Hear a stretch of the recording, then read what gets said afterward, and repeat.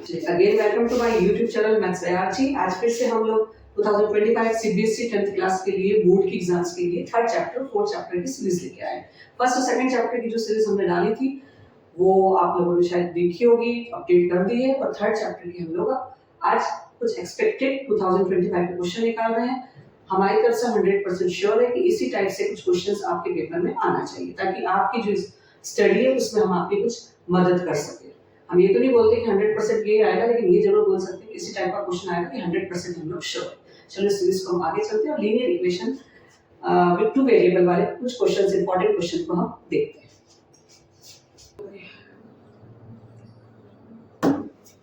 चलिए हम लोग नेक्स्ट क्वेश्चन देखते हैं कि x + 1 एक फैक्टर दिया है और इक्वेशन दी है 2x³ प्लस का ax² प्लस का 2bx प्लस का 1। आपको a और b फाइंड करना है बेटा, और साथ में आपको 2a माइनस का 3b = 4 गिवन है। एक इक्वेशन गिवन है आपकी। तो आप क्या करोगे? कुछ नहीं करोगे, आप सबसे पहले एक काम करोगे, x से फैक्टर है मतलब x की वैल्यू क्या होगी? -1। तो इससे आप क्या बना लोगे? अपनी एक इक्वेशन बना लोगे। तो आप यहां क्या करोगे? x की वैल्यू क्या पुट कर दोगे? -1। ये क्या हो गया? -2। ये क्या हो गया? प्लस का a। ये क्या हो गया? प्लस माइनस का 2b और ये प्लस का 1। दो में से एक क्या तो क्या बचा? -1 बचा बेटा। Equal to 0। तो a - 2b = क्या हो गया? 1। अब दोनों इक्वेशन अपन सॉल्व कर लेंगे जिससे भी तुमको करना है। a और b की वैल्यू बन जाएगी बेटा, जिससे भी तुमको करना है। सब्स्टिट्यूशन बोलते हैं आप सब्स्टिट्यूशन कर लोगे, आप एलिमिनेशन बोलते हो एलिमिनेशन से कर ले, जो आपको इजी लगे। इससे आप क्या फाइंड कर सकते हो? अपना a और b। तो जब इस टाइप का क्वेश्चन आता है तो मुझे ज्यादा टेंशन लेने की जरूरत नहीं। एक इक्वेशन गिवन है और दूसरी इक्वेशन आपको क्यूबिक दे दी है और आपको x + 1 फैक्टर दिया, तो आप x की वैल्यू पुट करके अपनी एक नई इक्वेशन बना सकते हो और दो इक्वेशन लेकर सॉल्व करके उस वेरिएबल की वैल्यू निकाल सकते हो। ठीक है, तो ये एक एनसीईआरटी एग्जाम्पल का क्वेश्चन है। आगे समझ में? चलो हम एक क्वेश्चन देखते हैं ईयर वाला। क्या हुआ? वापस से सवाल को समझते हैं। उसने हमसे क्या बोला कि फादर की एज हम क्या मान लेते हैं? एज ऑफ फादर क्या मान लिया? x years.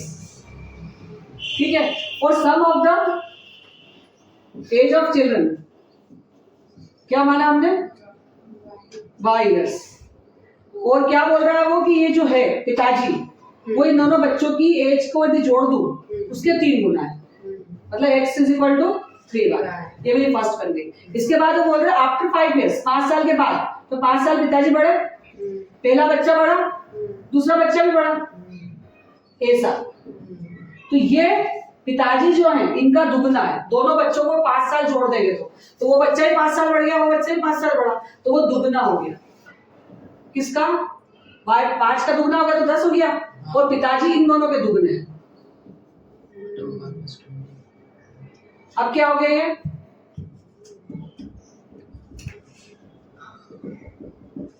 अब x की वैल्यू पुट कर दो 3y। 3y में से 2 आएगा तो कितने बचे? 1 y तो 15। अब 15 कहां पुट होएगी? तो पिताजी कितने साल के हो गए? 45। तो दोनों बच्चों की जोड़ करके उम्र कितनी हो रही है? 15। ऐसा। तो ये कंसेप्ट ध्यान रखना है कि 5 + 5 इस सवाल में ये कंसेप्ट आया समझ में। और ये सवाल आपका आया है 2010 और 11, 2 साल पूछा गया।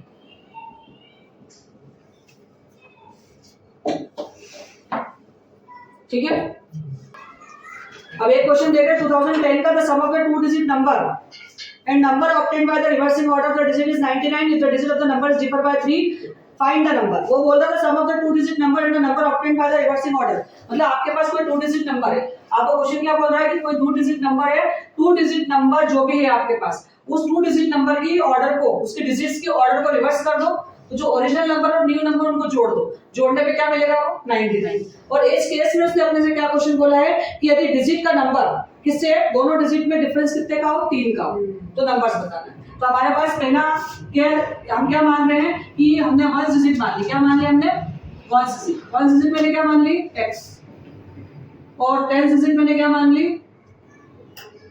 इसमें हमेशा यही मानना है y। तो ओरिजिनल नंबर मेरा क्या बनेगा जरा बताओ तो? 10 इंटू फॉर्मूला बनता है 10 डिजिट प्लस 1 इंटू 1 डिजिट। तो ये क्या बन गया मेरा? 10 into y plus 1 into x, मतलब क्या बन जाता है ये? 10y plus x। According to the question दोनों के बीच में कितना अंतर है? 3 का। एक इक्वेशन ये है और एक अभी दूसरी इक्वेशन अपने को बनाना है। पहली इक्वेशन हमारी हम पहले लिख देते ज्यादा अच्छा, चलो यहाँ पर लिख देते हैं। According to the question x minus y is equal to 3। Let's करा इसको और हमने लिख दिया। अब इसी को हम यदि डिजिट करते हैं, reverse the digit. According to the question digit क्या करना है अपने को? रिवर्स। तो ये जो रिवर्स करेंगे तो ये क्या हो जाएगा 10x प्लस y। तो ये मेरा ओरिजिनल नंबर है और ये मेरा न्यू नंबर है। अब वो बोल रहा ओरिजिनल और न्यू को जोड़ दो तो आपको क्या मिलेगा 99। तो 10y प्लस x और plus 10x plus is equal to 99। 10 और 1 11, 10 और 1 11। अब आपने 11 कॉमन निकाल के इसको कट कर दिया तो x plus y is equal to क्या आ गया 9। अब आपकी equation x minus y is equal to 3 और x plus y is equal to 9। आप पहले 9 वाली ले लो, ज्यादा अच्छा है वो, क्योंकि सेकंड बार उसने केस बोला था अपने को। इसको अपन बाद में लिखो अकॉर्डिंग टू द क्वेश्चन। बस सॉल्व हो जाएगी ये। 9 में से 3 गया 6, x की वैल्यू कितनी आ गई 3। फर्स्ट इक्वेशन में पुट करिए आपने 3 minus y is equal to 3, तो माइनस का y is equal to 3 minus 3। y की वैल्यू क्या आ गई 0। 3 में से 3 जाएगा तो क्या बचेगा 0। अब आपको कहां पुट करना है इसको? इस वाले नंबर में 10y plus x। 10 into 0 plus x की वैल्यू क्या है 3। तो 0 प्लस 3 मतलब कितना आ जाएगा 3 और न्यू नंबर आपका क्या आ जाएगा 30 और ओरिजिनल नंबर आपका सिंगल डिजिट, इसलिए आपका आंसर क्या रहेगा 30। ठीक है, आया समझ में? एक बार चेक कर लो फिर आंसर सही है ना भाई।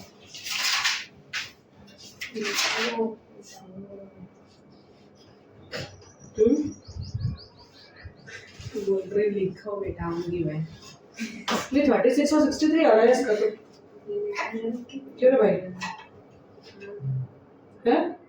गलत लिख लिया तुमने।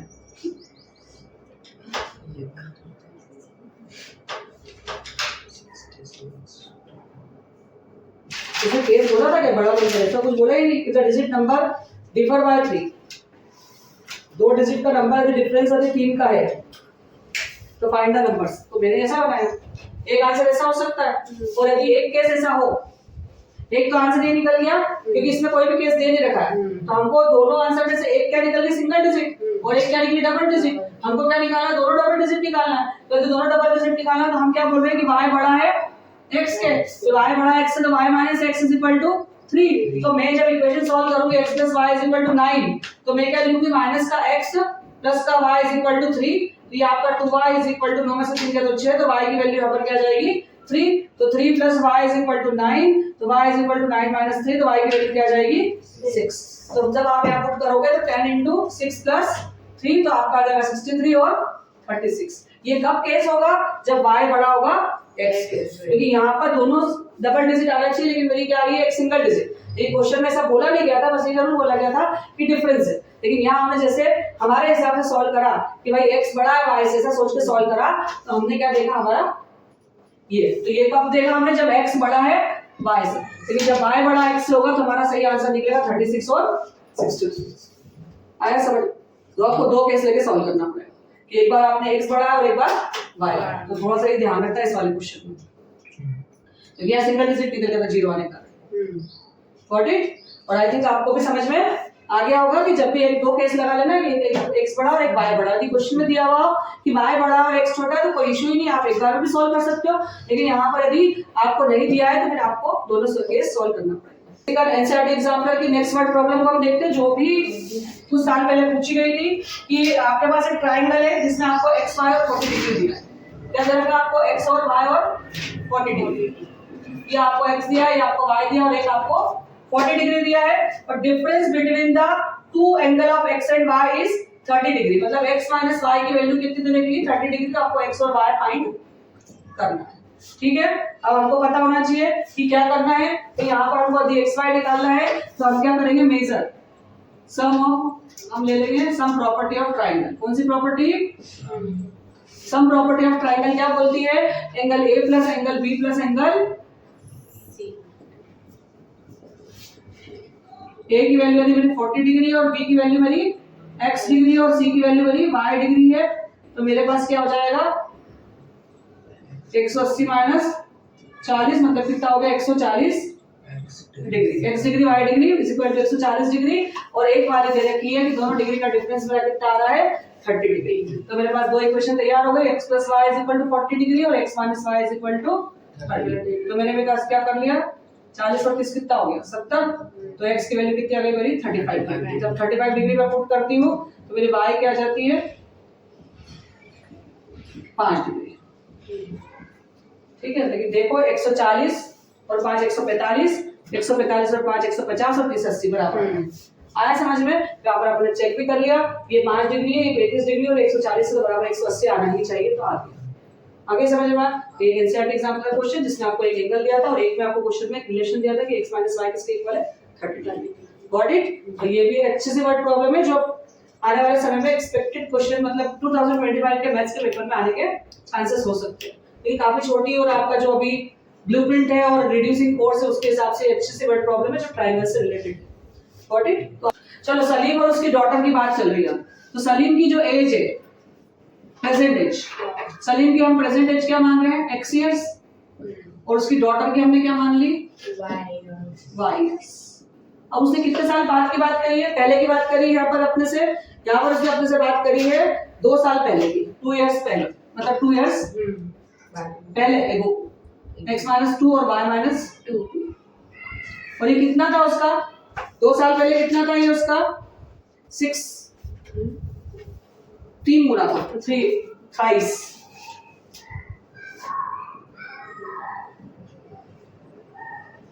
माइनस का 6 प्लस का 2। आपकी इक्वेशन क्या तैयार हो गई माइनस का। अब वो बोल रहा है कितने साल बाद, अब उसने बोला है कि 6 साल के बाद। देखो भाई 6 साल के बाद क्या होता है, ये भी 6 साल बड़ा होता है, बिटिया भी 6 साल बड़ी होती है, इसका दुगना और 4 साल और ऐड कर दो, कितना बड़ा है सलीम, इसका दुगना और 4 साल और। ठीक है, तो ये आपकी एक इक्वेशन और तैयार हो गई।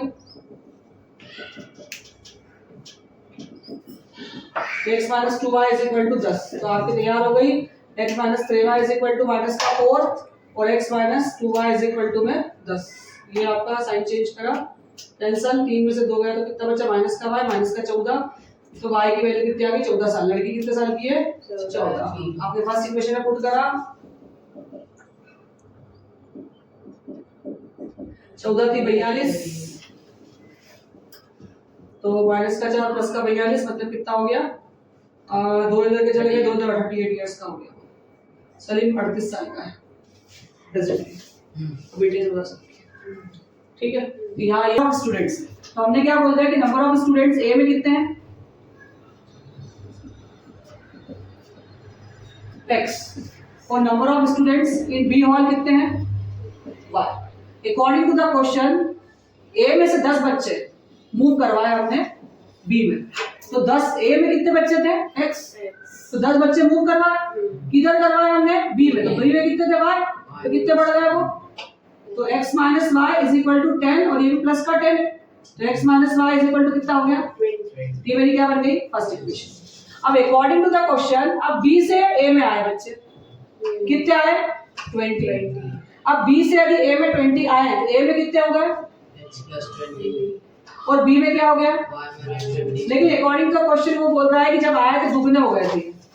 किसके दुगने हो गए थे b के। कौन a, जब ये इधर मूव करवाए तो मेरे पास क्या हो गया इक्वेशन बन गई।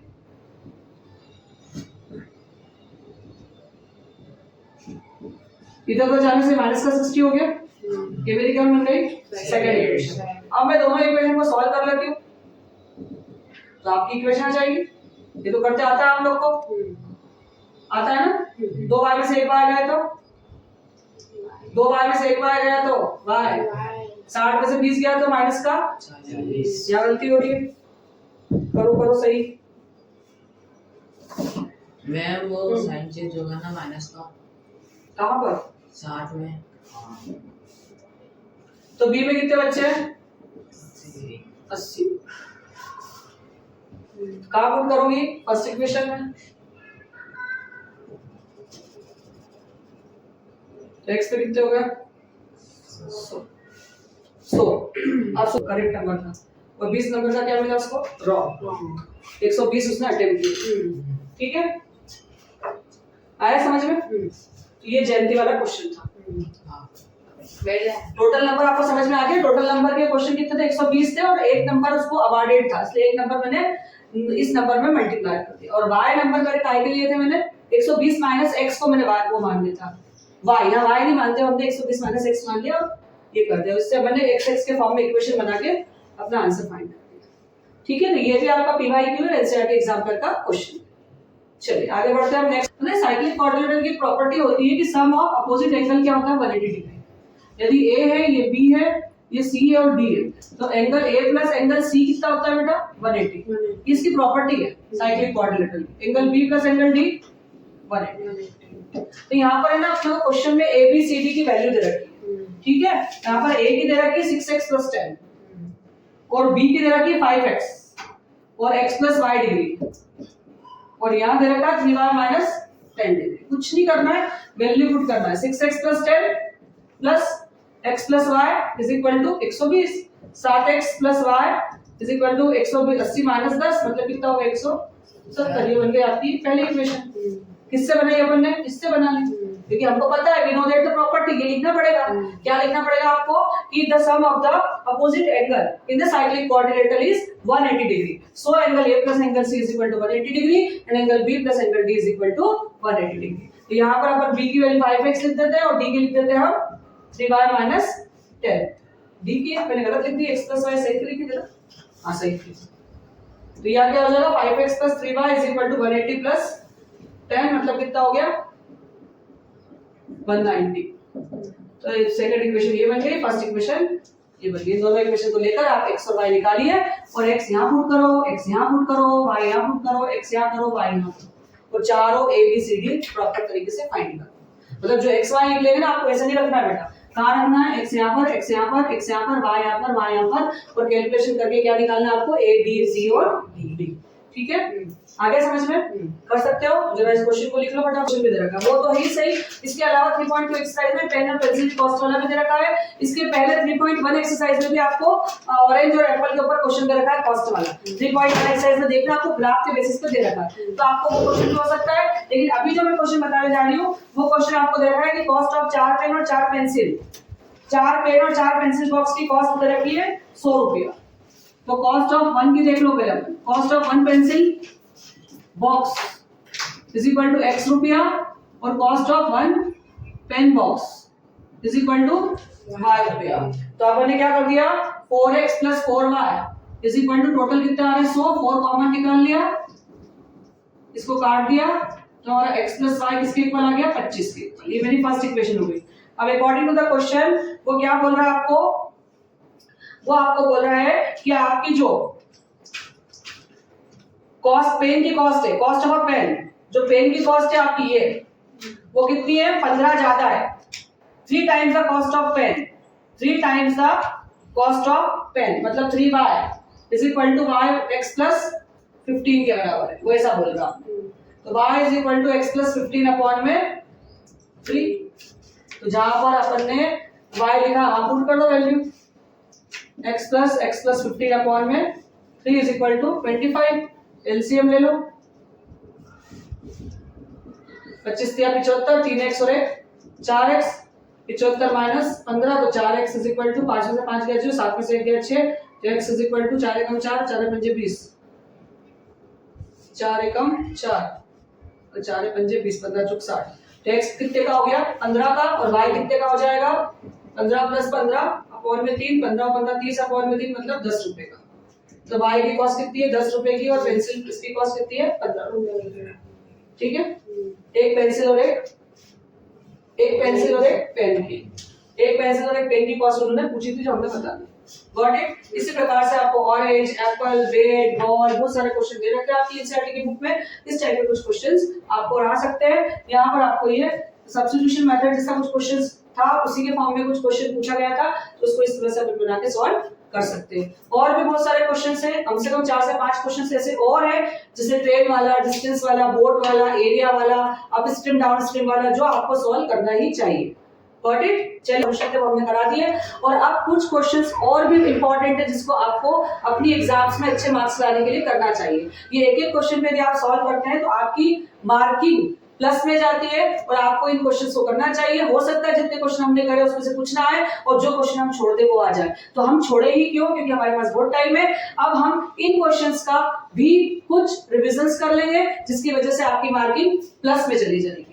Got it? तो ये हमारा आज लीनियर इक्वेशन वाला पार्ट खत्म हुआ जिसमें हमने 2025 के कुछ एक्सपेक्टेड क्वेश्चन कंप्लीट करे और आई थिंक आप लोगों ने इस एक्सपेक्टेड क्वेश्चंस को रिवाइज कर लिया होगा या आगे कर लेंगे। Got it? Thank you for watching.